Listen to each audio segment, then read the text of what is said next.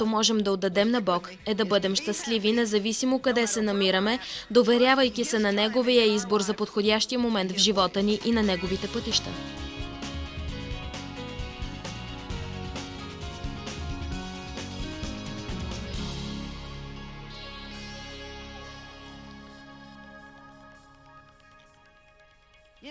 Вижте, мисля, че всички ние искаме да направим нещо велико.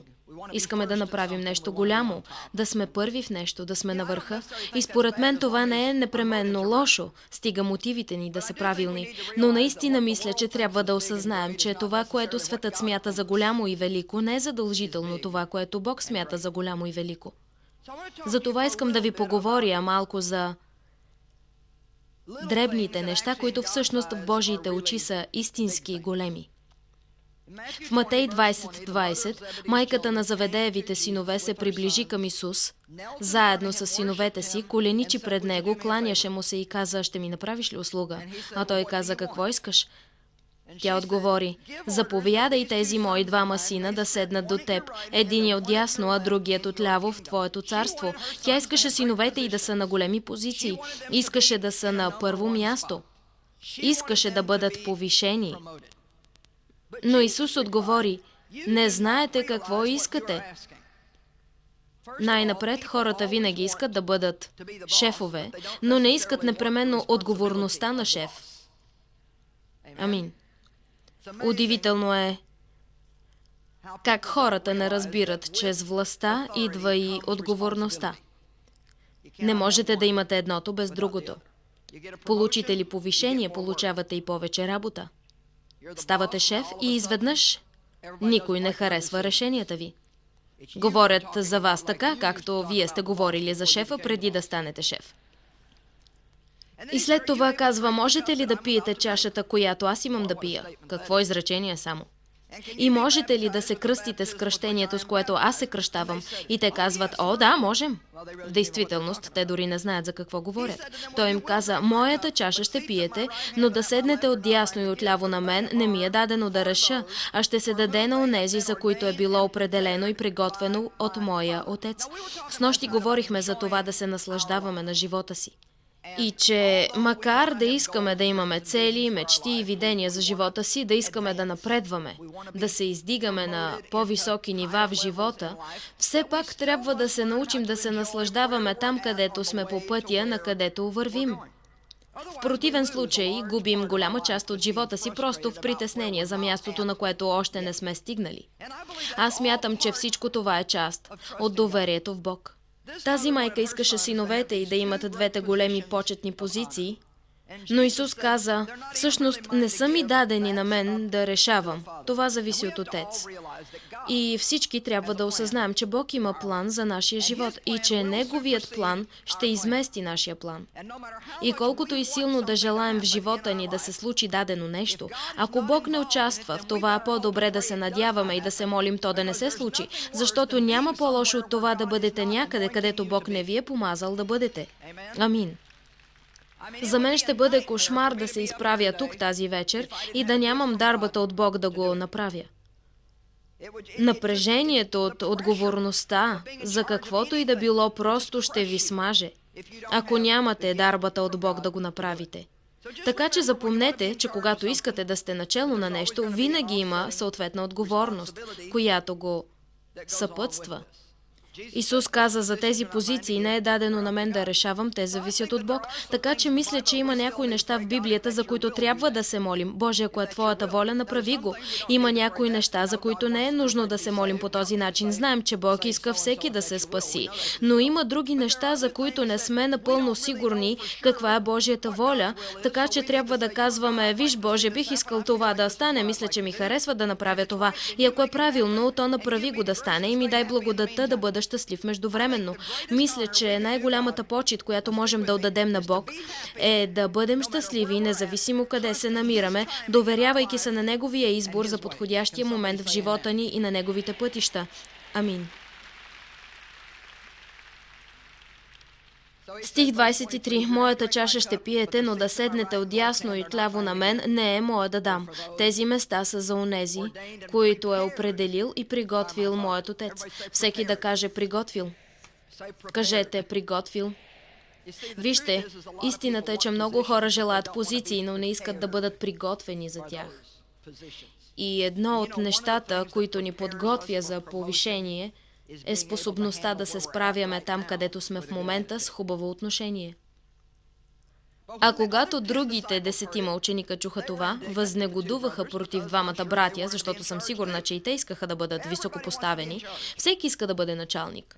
Но Исус ги повика и каза: знаете, че управниците на езичниците господаруват над тях и големците им властват над тях. Стих 26. Но между вас няма да бъде така, но който иска да стане велик сред вас, ще ви бъде слуга. Слуга. Служителите не са голямата работа, те са слуги. Шефът не трябва да се прави на голяма работа. По принцип, той трябва да има отношение на слуга. Ние сме лидери. Трябва да даваме добър пример. И особено, що се отнася до принципите на царството, от нас се очаква да ходим в плода на духа и да проявяваме любов. Исус, когато се роди, това беше голямо нещо. Какво велико нещо? Смъртта му беше велико нещо. Хората и до днес говорят за това и ще продължават, докато времето съществува. Неговото възкресение беше нещо наистина велико. Наистина се въодушевяваме. Можете ли да си представите, когато той е излязал от онзи гроб? Адът се е разтресъл, а небето се е зарадвало. Но неговият живот, животът му е бил изпълнен с дребни неща. Неговият живот, ежедневният му живот е бил изпълнен с всякакви дребни неща, които може би не всички са забелязвали, освен може би човекът, за когото ги е правил, но Бог ги е възприемал като велики неща, защото това е било неговото служение на слуга. Някои от малките неща, които Исус направи. Харесва ми ето това, когато умираше на кръста, болката, която сигурно е изпитвал, с тези метални шипове през ръцете и краката си. Не можем и да си представим болката, която е изпитвал, или какво е ставало във физическото му тяло. И въпреки това той погледна Йоан и му каза да се погрижи за майка му, когато той си отиде. Не е ли прекрасно? Малко нещо. Хей, Йоан, постарай се да се грижиш за майка ми. Възлагам ти тази отговорност. Това е малко нещо, което беше наистина огромно. Той уми краката на учениците. Краката не са чак толкова важни. Аз бих предпочела да измия главата, ако трябваше да мия нещо. Само че той коленичи, взе слугинската кърпа и им изми краката. Цялото това нещо с умиването на краката, според мен, в действителност представлява да правите малки неща за хората, да служите на хората и да правите дребни неща за тях. Никога не презирайте деня на малкото начало и никога не гледайте леко на някоя малка врата, която Бог отваря за вас. Всеки път в живота ви, когато имате възможност да предизвикате усмивка на нечия лице, това е голямо нещо за Бог. Всеки път, когато окуражавате някого, увещавате някого или го карате да се почувства по-добре, за Бог това е голямо нещо. Това са нещата, които Той записва като големи. Трябва да разберем, че Бог гледа на нещата съвсем различно от начина, по който светът ги възприема, и трябва да внимаваме да не пренебрегваме обикновеното, когато чрез подходящо отношение можем да превърнем всеки обикновен ден в необикновен, ако осъзнаем: аз съм дете на Бог. Аз съм Божият дом. Днес ще взема Исус със себе си. Как можете изобщо да си помислите, че сте обикновени? Как можете изобщо да си помислите, че имате този стар, сив, нещастен и скучен живот поради неправилно отношение? Трябва само да знаете кои сте в Христос, кой е този, който живее във вас, и всяко нещо, което правите, и най-незначителното, може да се превърне в необикновено събитие във вашия живот. Аз гледам на живота си като на едно голямо приключение, защото никога не знам в даден ден какво ще се случи. Никога не знам дали няма да е нещо неприятно за мен и ще трябва да се опитам да го преодолея с Бог и да вярвам, че Той го използва, за да извърши нещо в мен и ще го обърне за добро. Или може да е нещо изненадващо, за което да не знам. Може на пътя ми да идва някакво благословение или пък Бог ще ме срещне с някой, на когото мога да помогна, когото дори не познавам. Вашият живот може да бъде приключение. Прекарах твърде много години като отекчена християнка. Няма никаква причина човек, който е пълен със Святия Дух, да бъде отекчен. Бог има за вас твърде много работа да свършите, ако имате правилно отношение. В Лука 19 виждаме един дребен човечец, който се смяташе за човек с недъг. Беше малко по-нисък, дребен на ръст. А Исус минаваше оттам и той искаше да го види, но тълпата беше толкова голяма, че не можеше да вижда през нея. Но аз харесвам Закхей, защото имаше решителност. И така той изтича през тълпата и се покатери на едно дърво. Просто един дребен човечец, седнал на малко дърво. Но когато Исус мина оттам, погледна нагоре и видя Закхей. И каза: харесвам духа ти. Слез тук, ще отида в дома ти за вечеря. Той отдели време, за да забележи един дребен човек, седнал на едно дърво. И знаете ли какво? Бог също знае къде се намирате във всеки момент. Той ви държи под око. И ако просто живеете пред Него с правилно отношение, ще се изумите напълно от великите неща, които Той ще извърши в живота ви. Именно нашето отношение е причина да загубим доста благословения. Амин.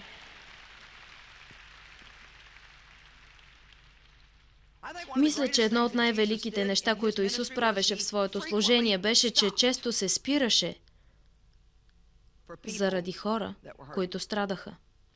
Ако четете Евангелията, ще видите, че Исус ставаше сутрин. Библията казва в Деяния 10:38, вижте как Бог помаза със Святия Дух и със сила Исус от Назарет, който обикаляше. Харесва ми това. Той просто обикаляше всеки един обикновен ден, понеделник, вторник, сряда, четвъртък. Понеделник, вторник, сряда, четвъртък, петък, събота, неделя. Понеделник, вторник, сряда, четвъртък, петък, събота, неделя. И Исус обикаляше, казва Библията, като вършеше добрини. Питам се, какво ли би станало, ако всеки християнин ставаше, молеше се, разпалваше се в Святия Дух, забравяше за себе си и просто прекарваше понеделник, вторник, сряда, четвъртък, петък, събота, неделя, като върши добрини и бъде благословение. Той спря, за да изцели момиче, което умираше. Спря заради жена, която имаше кръвотечение от 12 години. Мисля, че днес сме прекалено забързани и не знаем как да спираме заради страдащите хора. Имаме си своя план, програма и най-добре никой да не ни се изпречва на пътя. Амин. Миналия месец ми се случи нещо интересно. Все още размишлявам над него. Не искам да го преувеличавам, но все пак мога да ви кажа какво мисля. Всеки ден минавам по един и същ път, когато ходя на фитнес, където тренирам. И трябва да минавам край една малка стръмнина отстрани на пътя. И знаете, че виждате доста често хора да стоят край пътя. Понякога с Дейв им даваме по нещо, ако се чувстваме подбудени да го направим. Те просят или казват, че нямат дом или други неща. Но преди около 3 седмици забелязах жена, която стоеше там. Изглеждаше толкова нещастна, а аз бях във външното платно. Движението е с пълна скорост. На практика не можех да направя нищо в случая и се обадих в офиса си и казах, че искам да изпратят някого на това място и да видят какво могат да направят за тази жена. Да проверим какво става с нея, дали е някой, който действително се нуждае от помощ или е някой, който събира пари. Те тръгнали веднага и когато пристигнали, тя вече не била там. Аз се очудих какво ли значеше всичко това. Междувременно ми казаха, че са намерили една друга жена, която чакала за автостоп край пътя. Току-що била излязла от затвора и се е чудела какво да прави. Знаела за служението ми, така че когато спрели и казали за кого работят, дали безплатни талони и някои насоки, къде би могла да получи помощ, тя имала чувството, че това за нея е слово от Бог, че Той е бдял над нея и щяла да се справи. Съвсем малко нещо.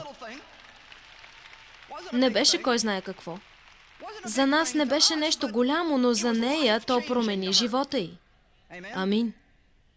Един ден, миналата седмица, отново на път за фитнеса, на същото място, друга жена. Не същата, друга жена стоеше на същото място. Отново беше странно, понеже там обикновено не стоят сами много жени. И изглеждаше много тъжна. Съвсем друга жена. Пристигнах в салона, с мен беше човек, който работи за мен и му казах: видя ли онази жена, която стоеше там? Да, казах, добре. Искам да се върнеш там и да й дадеш малко пари. Искам да се върнеш там, защото тя носеше табела, на която пишеше в безизходица. Искам да се върнеш там, да разбереш дали наистина е искрена. Проучи какво става, дали не е пияна или под въздействие на наркотик, дали наистина е в безизходица. Настани я в хотел за през нощта. После се свържи с нея на сутринта, да се ангажираме с нея с някаква помощ, подслон, слово или каквото и да било. За не повече от 5 минути той се върна там и каза, че си отишла. Върна се и каза, че не е била там. А аз се питам, какво става тук? Както вече казах, не искам да преувеличавам нещата, но ето какво мисля. Знаете, че Библията казва, че трябва да сме много внимателни как се отнасяме с хората, защото понякога, без да знаем, приемаме ангели. Не бих се изненадала, ако това е било просто проверка за сърцето на Джойс Майер. Просто дребна проверка, за да се види дали наистина ще направя това, което казвам на хората да правят, дали наистина се интересувам от отделните хора. Аз смятам, че от време на време ще имате малки проверки, понеже моето служение не е за тълпите, за отделни хора и трябва да се интересуваме от тях. Ако вие сте шефът във вашата фирма, трябва да се грижите за отделните хора. Амин. Защото именно от отделните хора се интересува Исус.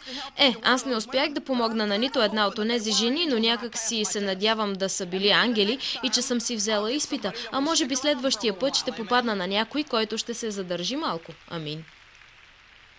Трябва да отделяте време да спирате.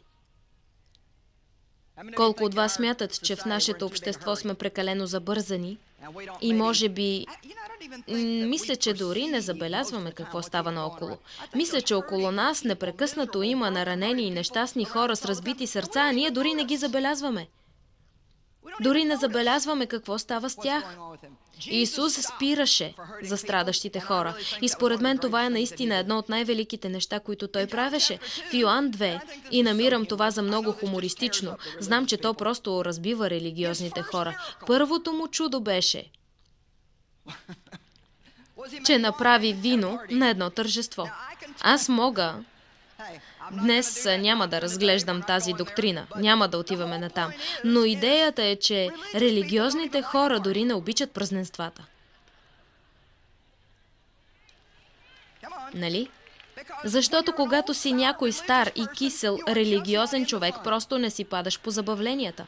Интересуват те осъжденията, критиките, правилата и разпоредбите. Знам, понеже и аз бях една от тези религиозни фарисеи, повярвайте ми, не ми беше до забавления. Спомням си Дейв, той винаги искаше да му бъде приятно. Той просто обича да си прекарва добре. И ако имате наистина правилно отношение, можете да превърнете всичко в приятно изкарване. Но ако отношението ви не е правилно, не можете да се забавлявате от нищо, което правите. Още си спомням, когато децата ни бяха малки, имам предвид съвсем малки, с Дейв бяхме на съвсем свит бюджет. По онова време имахме по $70 за пазаруване на всеки 2 седмици. Знаете, че живеехме в друго икономическо време. Тогава имахме 3 деца, така че бяхме 5. $35 на седмица за 5 души. И така, когато отивах в хранителния магазин, ми беше доста притеснено, защото имах списък и калкулатор, имах и купони, и за мен това беше сериозна работа. Четях етикетите, гледах цените, всякакви такива неща. Дейв искаше да се забавлява. Имахме само една кола, така че трябваше да ме закара и се налагаше да вземем и 3 деца, защото определено не можехме да си позволим бавачка. Все още отвътре бях много напрегната, душата ми все още беше много съкрушена и аз просто ходех на църква и се опитвах да спазвам правилата и разпоредбите и всичко от този род. Едно от нещата, които Дейв обичаше да прави, беше да се гони с децата из магазина с пазарската количка. О, татко, спри, татко! Аз бях много загрижена за репутацията си, каквато и без това нямах. Обаче казвах, правите ни за смях тук. Ще млъкнете ли? Ще застанете ли кротко? А той обичаше да минава от другата пътека и понеже е висок и можеше да наблюдава, а аз не можех да го видя и хвърляше оттам разни неща по мен.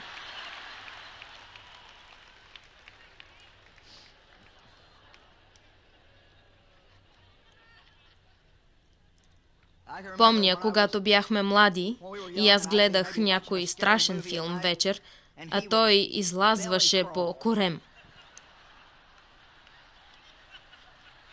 Минаваше зад дивана и лежеше там, докато дойде най-страшната част и тогава правеше «Ха!».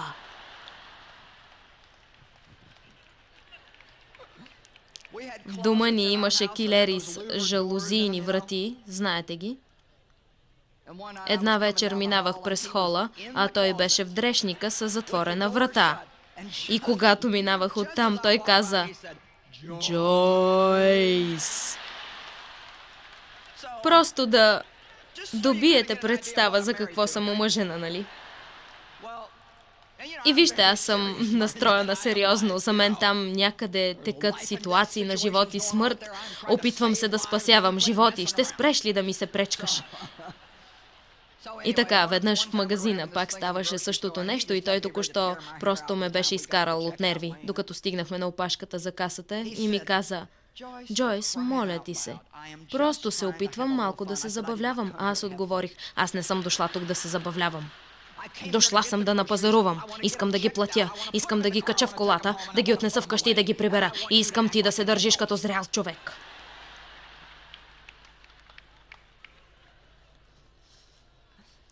Така че аз съм била в религиозната група, която не е разбирала забавлението. Не можех да го проумея. Но мисля, че е малък сигнал това, че първото чудо, което Исус извърши, беше на празненство. Трябва да превъзмогнем това, да сме толкова напрегнати, скучни и сериозни за всяко нещо, включително и за собствените ни несъвършенства.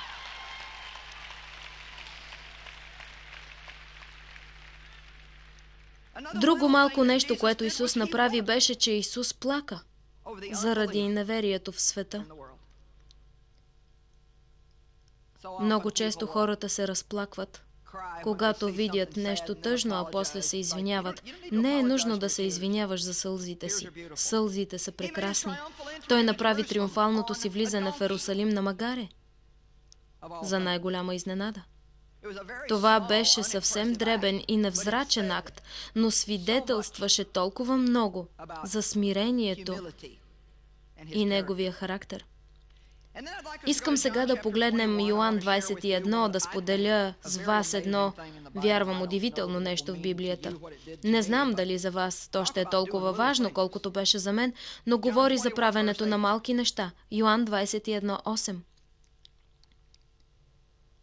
А другите ученици дойдоха в малката лодка. Не бяха далеч от брега, само на 100 метра, и влачеха мрежата с рибата. И когато излязоха на сушата на брега, видяха жарава с риба върху нея, която се готвеше, и хляб. Сигурна съм, че са си помислили: «О, кой ли ни приготвя закуска?» Исус им каза: «Донесете сега от рибата, която уловихте». Затова Симон Петър се качи на лодката и издърпа мрежата на сушата, която беше пълна с много риба. 153 риби. И макар че бяха много, мрежата не се скъса. Исус им каза: «Елате и хъпнете». И никой от учениците не се осмели или не посмя да го попита: «Кой си ти?», защото добре знаеха, че беше Господ. Исус отиде, взе хляба и им раздаде заедно с рибата. Той им ги раздаде. Това беше третият път, когато Исус се яви на учениците си, след като възкръсна от мъртвите. Това просто ме грабва. Възкръсналият Господ и Спасител, Царят на царете, Господа на господарите, Превъзвишеният, не смяташе, че е твърде малко нещо да приготви закуска за момчетата. Трябва да отдадете на Бог малко слава за това.